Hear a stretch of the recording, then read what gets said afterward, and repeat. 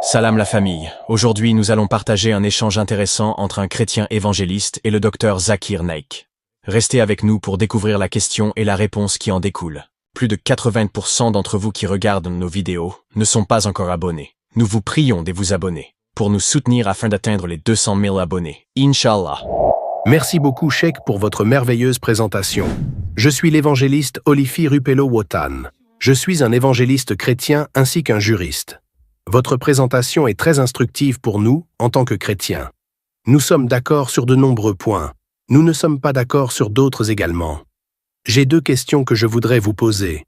La première question concerne la shahada. Il n'y a de Dieu qu'Allah et Mohammed et son prophète. La question que je soulève à propos de la shahada concerne ce que votre fils a expliqué plus tôt en expliquant comment les musulmans devraient faire du dawa pour atteindre les non-musulmans. Là où il a expliqué que lorsque les chrétiens diront que Muhammad est mentionné 5 fois dans le Coran et Isa ibn Maryam est mentionné 25 fois, alors on pourrait logiquement se demander pourquoi alors parmi tous les prophètes, même si Isa ibn Maryam est plus mis en avant dans le Coran que Muhammad. Muhammad est celui qui est mis en avant dans la Shahada et non Isa ibn Maryam ou un autre prophète mentionné par le Coran. Très bonne question. Notre ami érudit, qui est chrétien et spécialiste de la Bible, a posé une très bonne question. Il a dit que dans la Shahada, qu'il n'y a de Dieu qu'Allah et que le prophète Mohammed est le messager d'Allah, il pose une question très importante. Et je crois qu'il a étudié un peu le Coran. Il a dit que lorsqu'on lit le Coran, le nom du prophète Mohammed n'apparaît que 5 fois. En réalité, Mohammed est mentionné 4 fois et Ahmad 1 fois. Mohammed est mentionné seulement 4 fois, pas 5 fois. Ahmad, dans la sourate As-Saf, chapitre 61, verset 6, c'est Ahmad. Mais Ahmad est un autre nom pour Mohammed, donc je suis d'accord avec vous. Le prophète Mohammed est mentionné 5 fois dans le Coran. Mais si vous lisez le nom de Jésus, que la paix soit sur lui, il est mentionné 25 fois. Et le frère a raison. Il a raison.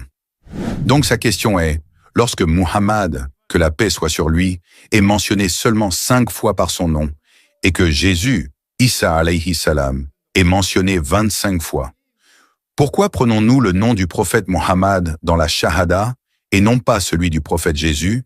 Que la paix soit sur lui. Très bonne question. Hypothétiquement, si je suis d'accord avec lui, si je suis d'accord avec mon frère érudit, qu'un plus grand nombre de mentions devraient être pris en compte dans la Shahada, savez-vous combien de fois Moïse est mentionné dans le Coran? Savez-vous? Non. 132 fois. Cela signifie donc que je devrais prendre le nom de Moïse.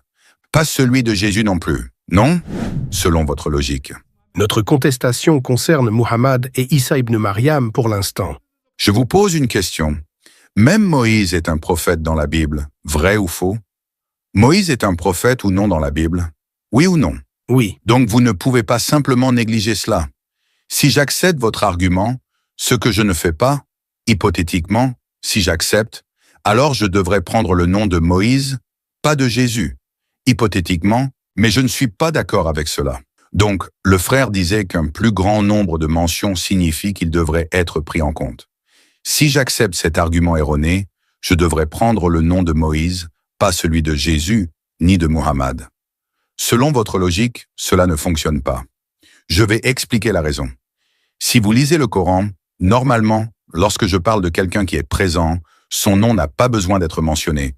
Par exemple, si je parle d'une personne qui est ici, son nom n'a pas besoin d'être mentionné.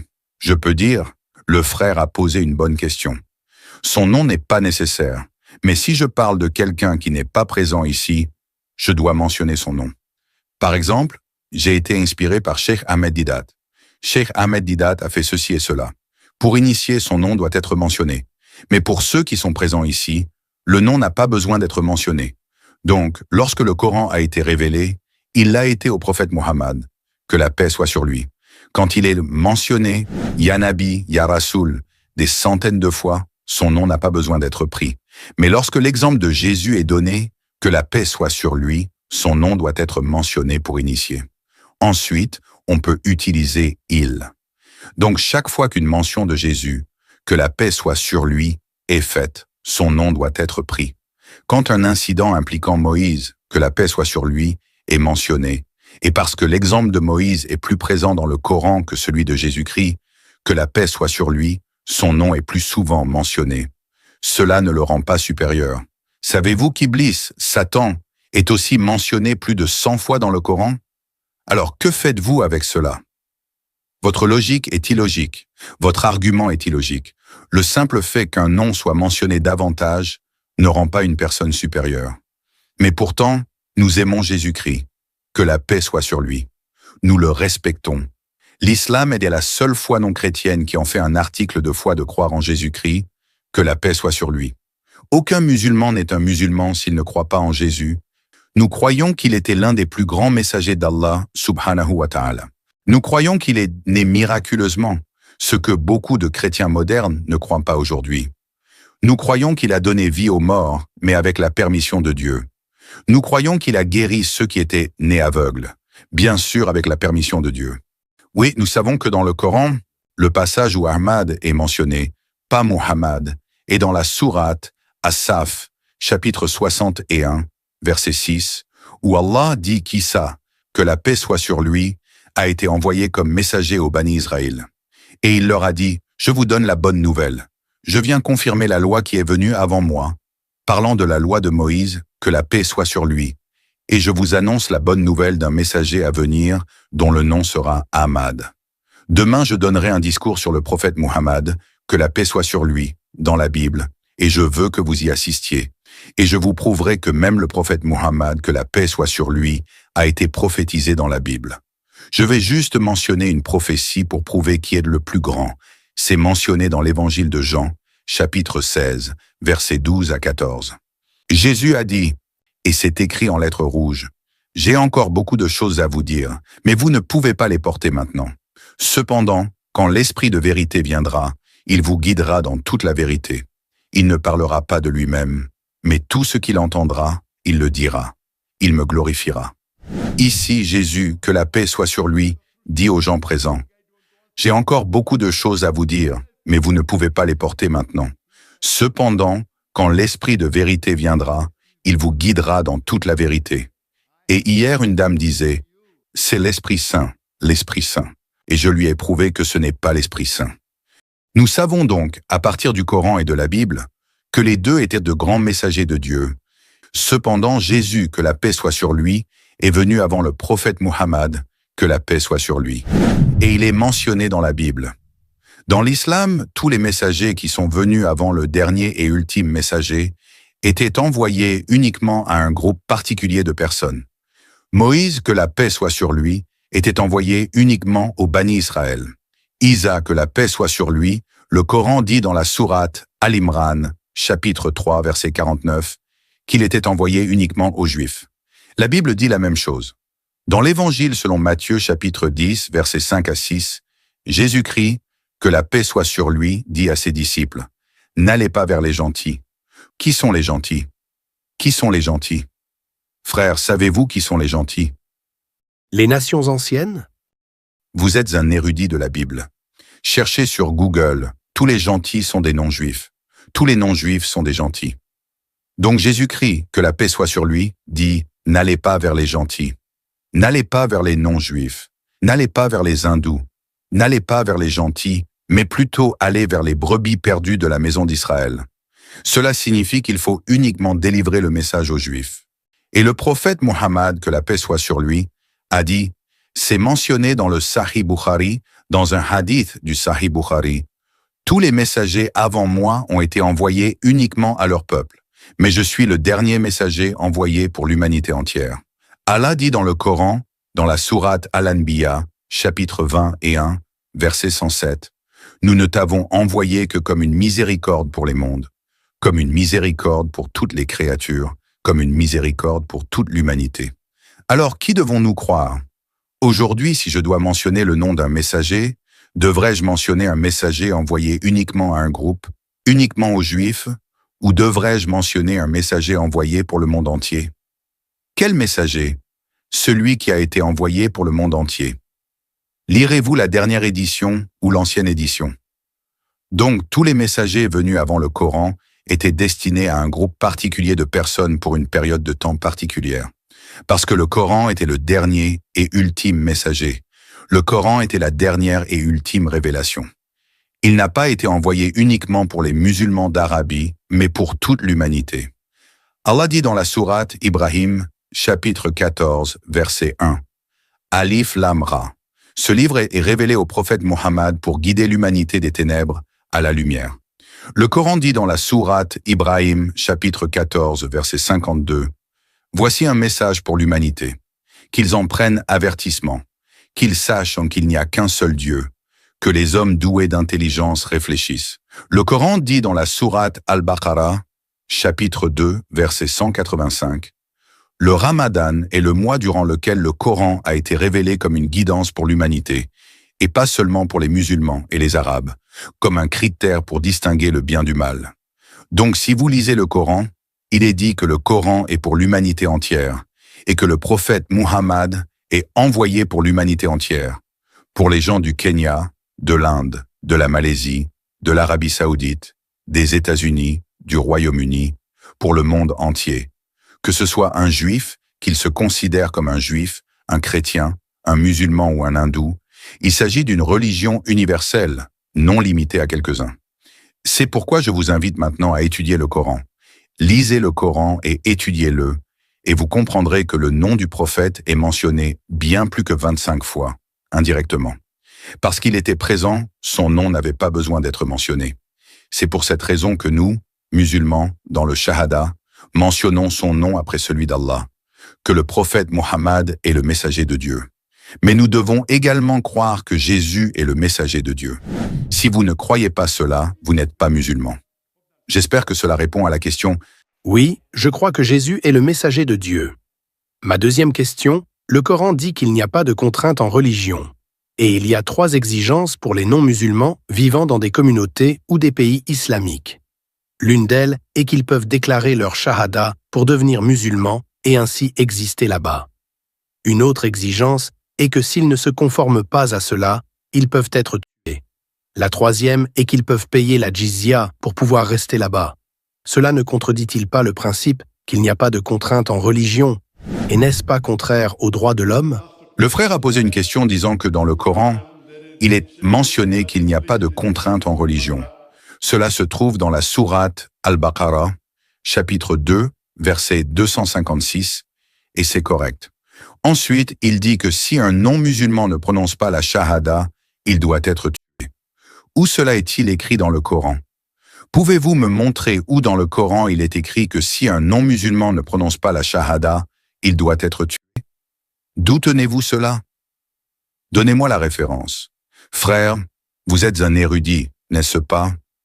Lorsque vous dites quelque chose, tout ce que je dis, je donne des références, n'est-ce pas tiré de la Bible? Je vous demande, vous avez dit que le Coran dit que si un non-musulman ne prononce pas la shahada, il faut le tuer. Où cela est-il écrit? Le Coran dit qu'il n'y a pas de contrainte en religion. Cette référence que je vous ai donnée, je suis d'accord avec vous. Celle-là, vous êtes d'accord avec moi? Oui, mais où cela mentionne-t-il les non-musulmans? Je n'ai pas dit que l'autre vient du Coran. J'ai dit qu'il existe cette exigence concernant ceux qui vivent dans des communautés musulmanes, dans des pays islamiques, dans les pays musulmans.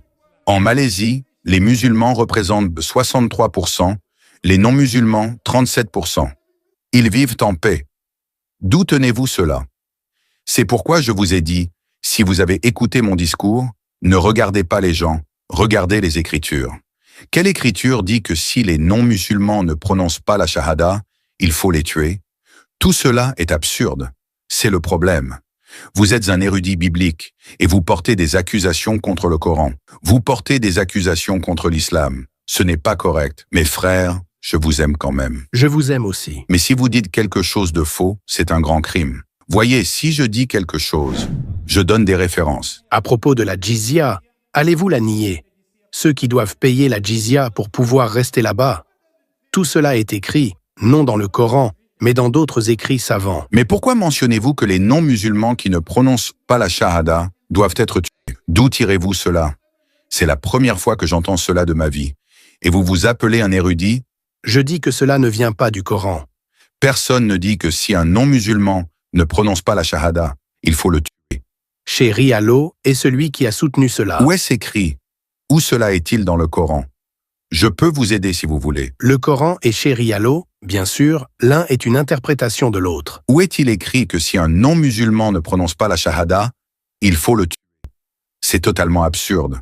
D'où tirez-vous cela? C'est très bien. Donnez-moi une référence dans le Coran.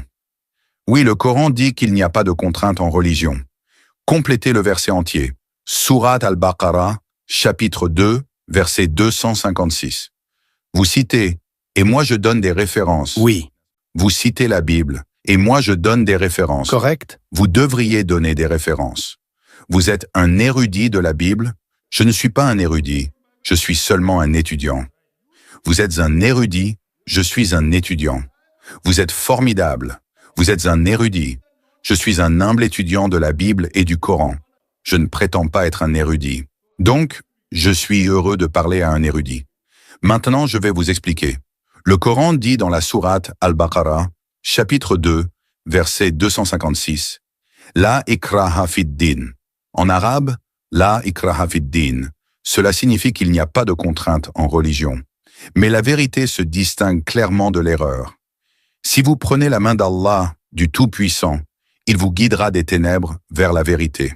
C'est ce que dit la sourate Al-Baqarah. Pas de contrainte en religion. Mais par exemple, il n'y a pas de contrainte pour personne. Mais supposons que quelqu'un rejoigne mon école. Si quelqu'un rejoint mon école, je lui dirai qu'une fois inscrit, il doit porter l'uniforme. Si vous n'êtes pas dans l'école, pas de contrainte. Une fois que vous entrez dans l'école, si vous venez à l'école, vous devez porter l'uniforme. Et vous ne pouvez pas dire « Oh, quel genre d'école ?» Une contrainte. Pourquoi? Maintenant, vous avez été admis, vous êtes maintenant appelé un étudiant. Donc, une fois que vous rejoignez l'école, vous devez suivre les règles et règlements de l'école. La ikraha fid din signifie qu'il n'y a pas de contrainte pour les êtres humains. Mais une fois que vous prononcez la shahada, je témoigne qu'il n'y a de Dieu qu'Allah, je témoigne que le prophète Mohammed est le messager. Alors vous devez suivre le messager. Une fois que vous rejoignez, vous devez prier 5 fois par jour. Vous devez faire l'aumône. Vous devez dire la vérité. Vous ne pouvez pas mentir. Toutes ces règles existent. C'est parce que vous avez accepté volontairement. Une fois que vous acceptez volontairement, alors vous devez suivre les règles et règlements. Si vous ne le faites pas, si vous volez, si vous cassez un cadenas, selon le Coran, vous subirez les conséquences. Ce sont les règles et règlements. Quand Allah a dit qu'il n'y a pas de contrainte, cela signifie qu'il n'y a pas de contrainte pour accepter l'islam. Vous avez la liberté. Mais une fois que vous rejoignez une école ou une institution, une fois que vous rejoignez une entreprise, et que l'entreprise dit que vous devez porter un costume et une cravate, vous ne pouvez pas dire « Non, non, je ne porterai pas ». Sinon, vous êtes renvoyé de l'entreprise. De la même manière, en islam, Allah dit qu'il n'y a pas de contrainte pour aucun être humain d'accepter l'islam. Le message est là. Si vous aimez le message du Coran, vous l'acceptez. Est-ce que quelqu'un vous force aujourd'hui à accepter l'islam? Est-ce que quelqu'un est venu vous dire « Si tu n'acceptes pas, je te tuerai » Est-ce que quelqu'un est venu vous dire « Frère, vous savez combien de musulmans sont ici ?» J'espère que votre malentendu a été clarifié. Frère, j'espère que votre malentendu a été clarifié. Merci, mon frère. Merci, merci.